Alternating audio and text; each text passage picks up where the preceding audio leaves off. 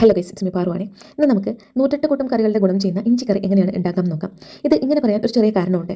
കാര്യം കുറച്ച് പേർക്കെങ്കിലും മനസ്സിലായി കാണും. ഇനി മനസ്സിലാവാത്തവർക്കായിട്ട് ഞാനൊരു കൊച്ചു കഥ പറഞ്ഞുതരാം.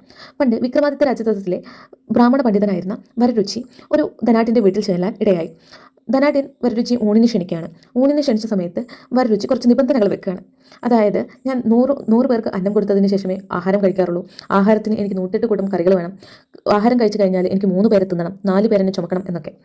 അപ്പോൾ ധനാട്ടിൻ്റെ ബുദ്ധിമതിയായിട്ടുള്ള മകള് ഇഞ്ചിക്കറിയാണ് ഉണ്ടാക്കി കൊടുക്കുന്നത് 108 കൂട്ടം കറികൾക്ക് പകരം. എന്താണെന്ന് ചോദിച്ചപ്പോൾ അവൾ പറയുന്നുണ്ട്, ഇഞ്ചിക്കറി 108 കൂട്ടം കറികളുടെ ഗുണം ചെയ്യും എന്നല്ലേ പ്രമാണം എന്ന്. ഊണിന് ശേഷം 3 ആൾ തിന്നണം എന്ന് പറഞ്ഞ വരരുചിക്ക് മുന്നിൽ അവൾ വെറ്റിലയും അടക്കയും ചുണ്ണാമ്പും വെച്ച് കൊടുത്തു.